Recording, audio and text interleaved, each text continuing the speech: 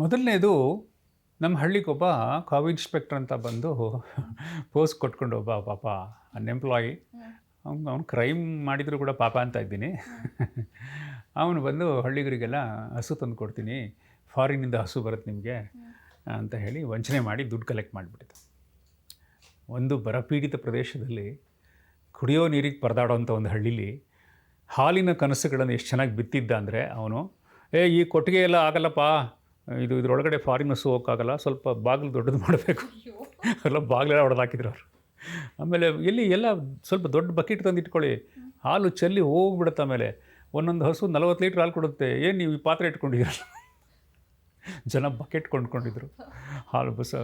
ಅಂದರೆ ಒಂದು ವ್ಯವಸ್ಥೆಯನ್ನೇ ಮೂರ್ಖರನ್ನಾಗಿಸೋವಂಥ ಒಂದು ಜಾಣತನ ಐತಲ್ಲ, ಅದು ಭಾಳ ಇಂಟ್ರೆಸ್ಟಿಂಗ್ ಅದು ಒಂದು. ಆಮೇಲೆ ನಮ್ಮೂರಲ್ಲಿ ವಿದ್ಯಾವಂತರು ಅರೆ ವಿದ್ಯಾವಂತರೆಲ್ಲ ಇದ್ದರೂ ಕೂಡ ಅದು ಹೆಂಗೆ ಟೋಪಿ ಇದ್ರೆ ಗೊತ್ತಿಲ್ಲ. ಅವನು ಎಲ್ಲ ಸರ್ವೆ ಮಾಡಿ ಎಲ್ಲ ಮನೆಗಳಿಗೆ ಹೋಗಿ ಸೊ ಹಸು ಬರುತ್ತೆ ಅಂತ. ನಾನು ಆ ಹೊತ್ತಿನಲ್ಲಿ ಊರಿಗೆ ಹೋಗಿಲ್ಲ, ಹೋದರೆ ಸಿಕ್ಕಾಕೊಂಡ್ಬಿಡ್ತಿದ್ದ. ಆ ಅವಧಿನಲ್ಲಿ ಇದೆಲ್ಲ ನಡೆದೋಗ್ಬಿಟ್ಟಿದೆ. ಆಮೇಲೆ ನಾನು ಯಾವಾಗಲೂ ಹೋದಾಗ, ನೀನೇನಣ್ಣ ಮೈಸೂರು ಡೈರಿಲಿ ಇದೆಯಾ, ನಿನಗಿದು ಗೊತ್ತು? ಇಲ್ಲಪ್ಪ, ನಾನಲ್ಲ ದಿನಗೂಲಿ ನೌಕರ, ನಾನು ಹಾಲಿನ ಕ್ಯಾನ್ ಎತ್ತಿಬಿಟ್ಟು ತೂಕ ಹಾಕ್ತಿರ್ತೀನಿ, ನನಗೇನು ಗೊತ್ತಿದೆ, ಅಧಿಕಾರಿ ಅಲ್ಲ ನಾನು. ಅಯ್ಯೋ, ಕವ್ ಇನ್ಸ್ಪೆಕ್ಟ್ರ್ ಬಂದಿದ್ರು ಊರಿಗೆ ಅಂತ ಎಲ್ಲ ರೆಸಿಪ್ಟ್ ತೋರಿಸ್ದಾಗ ನನಗೆ ಡೌಟ್ ಶುರುವಾಯಿತು. ಈ ಥರ ಸ್ಕೀಮ್ ಇರೋಕ್ಕೆ ಸಾಧ್ಯ ಇಲ್ಲ ಕಣ್ರು, ಯಾರೋ ಒಬ್ಬ ಸರ್ಕಲ್ ಇನ್ಸ್ಪೆಕ್ಟ್ರು, ರೆವಿನ್ಯೂ ಇನ್ಸ್ಪೆಕ್ಟ್ರು ಅದು ನೋಡ್ಬಿಟ್ಟು ಕವ್ ಇನ್ಸ್ಪೆಕ್ಟ್ರ್ ಅಂತ ಹೇಳ್ಕೊಂಡಿದ್ದಾನೆ, ನೀವು ಅದನ್ನ ನಂಬ್ಕೊಂಡಿದ್ದೀರಾ ಅಂತ. ಎಲ್ರಿಗೂ ರೆಸಿಪ್ಟ್ ಬೇರೆ ಕೊಟ್ಟಿದ್ದಾನೆ. ಆಯಿತಾ, ಇದು ಒಂದು ವಂಚನೆಯ ಜಾಲ ಇತ್ತು. ನನಗಿದನ್ನು ಒಂದು ಕಥೆ ಬರೀಬೇಕು ಅನ್ನಿಸ್ತು. ಆಮೇಲೆ ಒಂದು ಫೈನ್ ಡೇ ಅವನು ಮೈಸೂರಿನಲ್ಲಿ ಒಂದು ಹೋಟೆಲಲ್ಲಿ ಸಪ್ಲೈಯರ್ ಆಗಿ ಸಿಕ್ಕಾಕೊಂಡ. ನಮ್ಮ ಇನ್ಸ್ಪೆಕ್ಟರ್ ರಂಗಸ್ವಾಮಿ ಅವರು ಅಂತ ಇದ್ದಾರೆ ಮೈಸೂರಲ್ಲಿ. ಅವರು ಅರೆಸ್ಟ್ ಮಾಡಿ ಬಂದು ಒಂದೆರಡು ಕೊಟ್ಟ ಮೇಲೆ ಹೇಳ್ದ, ಇಲ್ಲ ನನಗೇನೂ ಗೊತ್ತಿಲ್ಲ, ಹೊಟ್ಟೆಪಾಡಿಗೆ ಮಾಡಿದೆ ಅದು ಇದು. ಅವನನ್ನು ಊರಿಗೆ ಕರ್ಕೊಂಡು ಹೋದ್ವಿ. ಹಿಡ್ಕೊಂಡೋಗಿ ಊರಿನಲ್ಲಿ ಜನ ಅವನನ್ನು ನೋಡಿ ನಕ್ಕರು, ಕ್ಷಮಿಸಿದರು. ಎಷ್ಟು ಹಳ್ಳಿ ಜನರಿಗೆ ಎಷ್ಟು ಒಳ್ಳೆತನ ಇರುತ್ತೆ ಅಂದರೆ, ಬಿಡ್ರೋ ಪಾಪ, ಕೆಲಸ ಇಲ್ಲ, ಏನೋ ಮಾಡಿದ್ದಾನೆ ಅಂತ.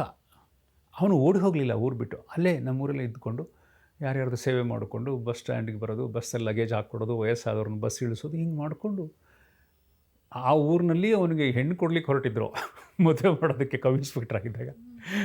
ಅಂಥ ಊರಿನಲ್ಲಿ ಅವನು ಒಂದು ಋಣಪ್ರಜ್ಞೆಯಿಂದ ಅಲ್ಲೇ ಉಳ್ಕೊಂಬಿಟ್ಟ.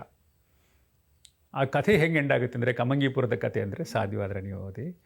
ಆ ಕಥೆ ಲಾಸ್ಟಲ್ಲಿ ಅವನು ಇವ್ನು ಮದುವೆ ಆಗಬೇಕಾಗಿದ್ದು ಹುಡುಗಿ ಬೇರೆ ಯಾರಿಗೂ ಮದುವೆ ಆಗುತ್ತೆ.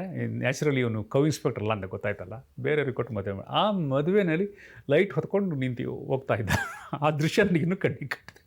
ಅಂದರೆ ಒಬ್ಬ ಯುವಕನ ರೂಪಾಂತರ ಇದೆಯಲ್ಲ, ನಿರುದ್ಯೋಗಿ ಒಬ್ಬ ಮೋಸ ಮಾಡಿ ಹಳ್ಳಿಗೆ ಹೋಗಿ ಮತ್ತೆ ಹಳ್ಳಿಗೆ ಸಿಕ್ಕಾಕೊಂಡು ಅಲ್ಲಿ ಭಾಗವಾಗಿರೋದು ಅದು ಬರೆದಿದ್ದೆ.